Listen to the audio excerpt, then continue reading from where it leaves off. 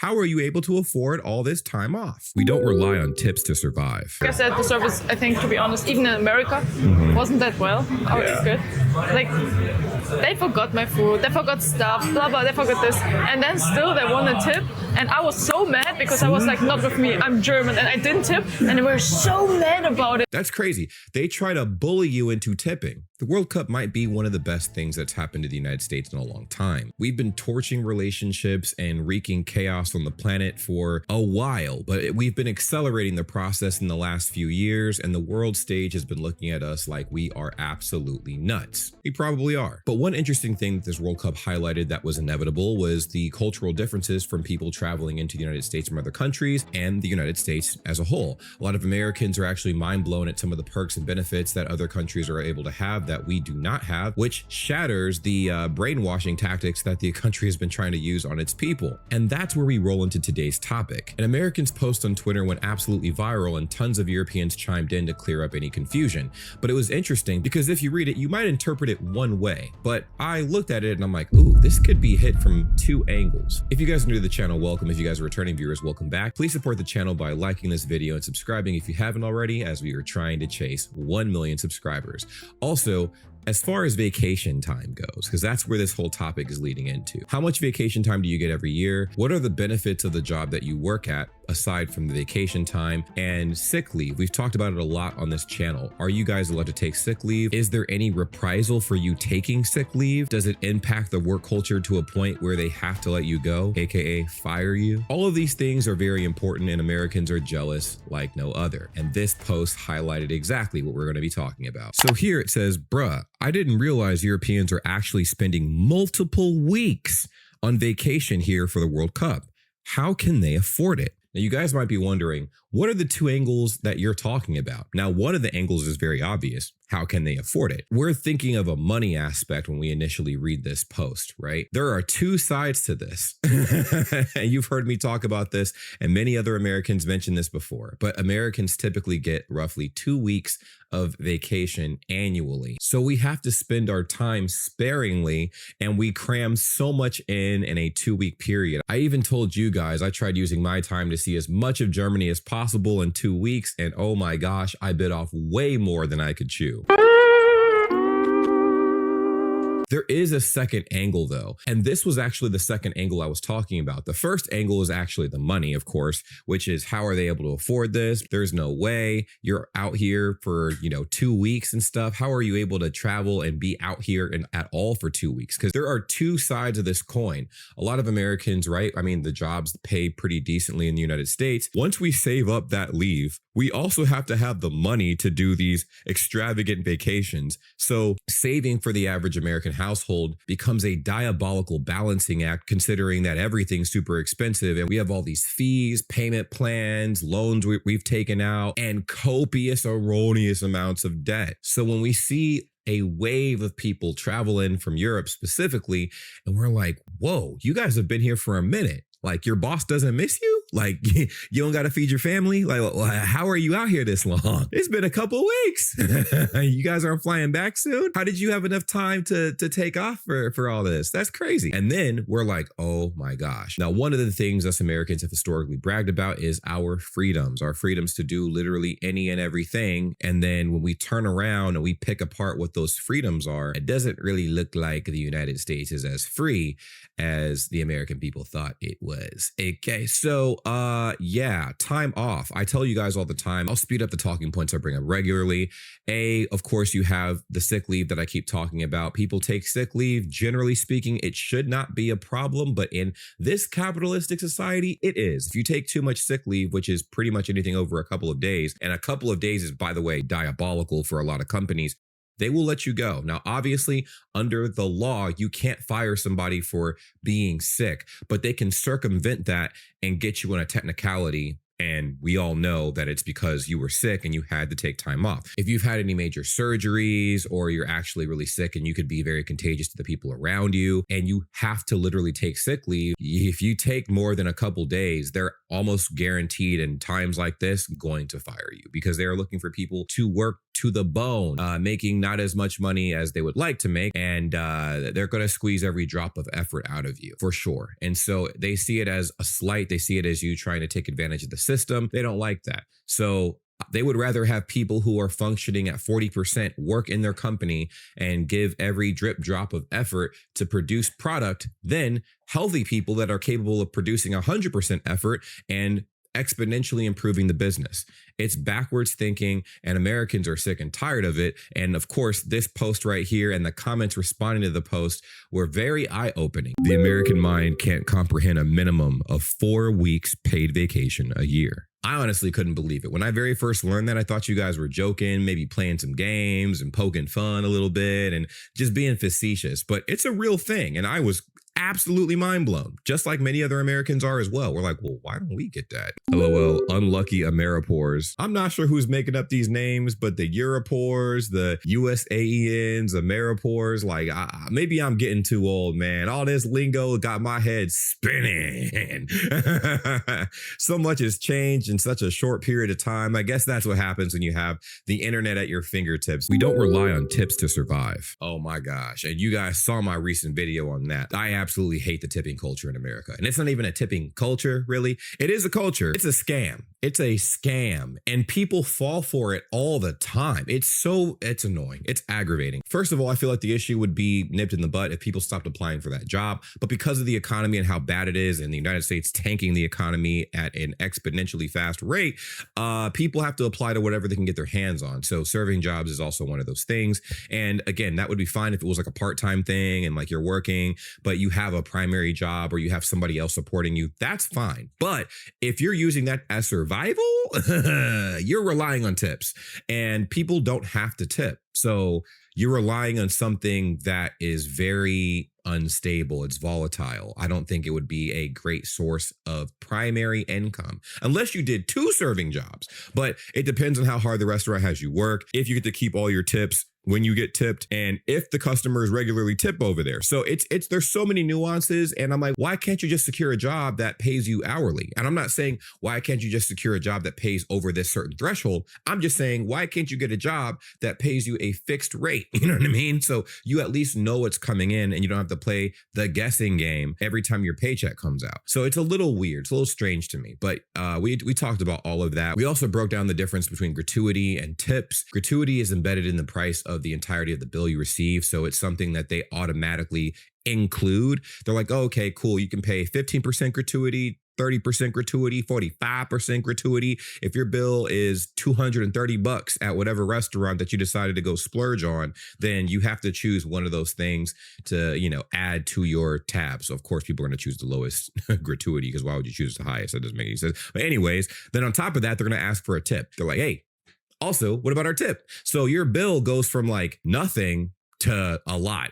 That was actually one of the things that I told you guys when I streamed with my friend Issa a few days ago, and I asked her about the tipping culture in the United States. America, I could rant about it forever, but the tipping culture in America, like I hate it. It's like my biggest pet peeve. Like I'll go to a restaurant and they're like, oh, like only $1 or something, and I'm like, why did you work here if you're only getting paid like, if you're relying on tips, I'll tip big, but like some people are like really mean and stuff, or like they just do the job. And I'm like, imagine like I just show up to work on time and people expect a tip. They're like, but I was specially friendly, blah, blah, blah. Yeah. Like I said, the service, I think, to be honest, even in America, wasn't that well. It's good. Like, they forgot my food, they forgot stuff, blah, blah, they forgot this. And then still they want a tip. And I was so mad because I was like, not with me, I'm German, and I didn't tip. And they were so mad about it. And I was like, what? That's crazy. And they wanted me to explain why I didn't. I was like, you changed this, you forgot this, you didn't do this. And like, you want so much tip, why should I tip then? And then I felt bad because he was kind of like... No, don't do that. And all the waiters were like this. Yeah, don't fall for that. So when you guys go to the States and stuff, if you don't want to tip, don't tip. Don't tip. Seriously. Like, I think that it has to start with the customer, right? If you keep tipping, then the companies will keep milking the tips, right? And you will tip because you will have the empathy. Exactly. They try to bully you into tipping in the restaurants in the United States. They're like, oh, you didn't leave us a tip? They don't do anything extra, right? They serve you your food and they walk away. There's nothing extra. Now, once every blue moon, somebody will do something extra that will be more deserving of a tip, which is fine. But you should be tipping because you appreciate the service and not because you're being bullied into tipping. And she hates it. Absolutely hates it. She went to a restaurant in the United States and they got her order wrong and they kept messing up very fundamental things that she was like trying to explain and make it very clear when they were at the restaurant. And so I told her, I'm like, yeah, I don't understand why people expect tips if they can't even do the bare minimum at a restaurant, right? So of course she's like, okay, that's fine. She didn't freak out about not getting what she ordered and stuff. They gave her the bill and, of course she paid the bill, but she didn't leave a tip. And they were pissed. The manager was like, why didn't you leave a tip? Blah, blah, blah. And then she explained it. She's like, well, I asked you 3 times not to do this and you did it. I asked you for this and you forgot it. And then when I asked, and when you guys told me you'd bring it back, well, you didn't. So I'm not leaving a tip. It was very inconvenient and the service was not great. So they were upset. They were trying to haggle her and stuff like that. And I'm like, isn't that crazy? That's crazy. They try to bully you into tipping. And that's crazy. I'm not tipping. And guess what? If I'm not tipping, I'm also not coming back. And I think that's the problem with the tipping culture in America. It sucks. It's so bad. I just made a whole video on it. But you get hated if you do this normally. Yeah. All the waiters are like, fuck you. They hate German people. Literally, like, they'll tamper with your food too. Like, if you eat there again and they know that you don't tip, they're gonna mess with your food. I've seen it. Like, I worked at a restaurant and they were doing that to people's food behind the scenes. And that's like, and the people who are getting the food don't know it, right? They're like eating it and they get sick days later and they don't know that their food was messed with. And it's because like they don't tip. So like the staff is like, okay, yeah, put this in their food. Now that's also something that's very unfortunate because a restaurant that's trying to make money, right? If you're so adamant about people tipping, how about you drive the prices up on all of your items so people don't have to tip and your servers get paid a reasonable wage? This is both hilarious and sad at the same time. Trust me, if there's one thing that Americans are very jealous of, it is this benefit right here, the multiple weeks of time off. Not just 2, I'm saying at least minimum a month. 4 weeks, a month time off. Paid, by the way, paid vacation. Oh yeah, we need that. We need that. I feel like that change, it's also a major change. That change alone would shift the tides of the attitude in the US across the board. A lot of us Americans are burnt out. We are tired. We're exhausted. We're worked to the bone. Okay. We're trying to search for any ounce of enjoyment to restore our inner batteries, but to no avail. I think what would help with that is getting time to actually spend with our friends and family through paid vacation. Now we have paid vacation. It's just literally half the required amount in most of Europe. Americans changed from Europeans are experiencing freedom for the first time to how are Europeans affording to experience freedom in record time. It's crazy because I feel like the mentality in the United States, it's like a crab in a barrel mindset. Now, on one hand, I do appreciate our out of the box thinking, but I feel like a lot of the dreams that us Americans think we have and stuff, they're becoming less and less likely to come true with the economy being the way it is and the job market being the way it is as a result of the economy. You know what I mean? So, yeah, I completely agree with this user, but there was a response to this comment that I thought was very interesting. The American education system has really done a number on them, hasn't it? By design, as if they were given the facts about how the US is in the center of the universe, they'd start asking some difficult questions about why they work so hard and receive so little in return. The comments under this on X are sad. Lots of 50% tax, these aren't average people, etc. American dream though, right? Exactly. One of the biggest things I always talk about with like the time off and things of that nature, whenever I talk amongst my American friends, they're like, well, they get taxed like 50%. So like, it's not worth it. I want to keep my paycheck. And I'm like, Think of it this way. You're getting taxed whatever you're currently getting taxed. You do get to keep most of your paycheck. What are your bills looking like, big dog? What is the cost of living in general, no matter where you move in the United States, can you keep most of your paycheck? What is your savings account looking like right now?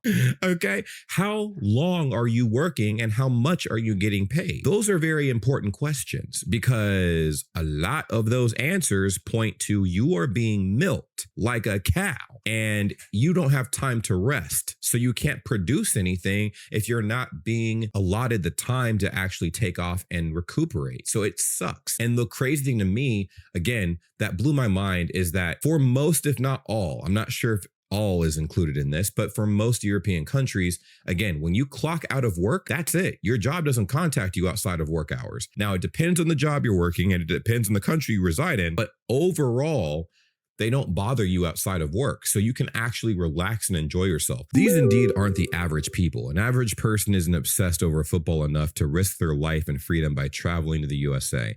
Still tells nothing about their income and quality of life, though. Quality of life is very different, very different, very different. Again, I think there's just two different things that Europeans and Americans are concerned about. I think Americans are concerned about convincing themselves that they are living the dream, and Europeans are living a lifestyle for the most part that most Americans could only dream of. Now, obviously, there are problems on both sides of the planet, right? So you got tons of Americans going through their own things. You got tons of Europeans going through their own things. But if we're strictly talking about quality of life, I feel like the mindset and the benefits that are associated that help propel the mindset are entirely different in both areas. So you have a whole continent with a ton of countries within this continent, right? Got different laws, rules, and regulations, but they were able to come together and be like, hey, y'all at least get this.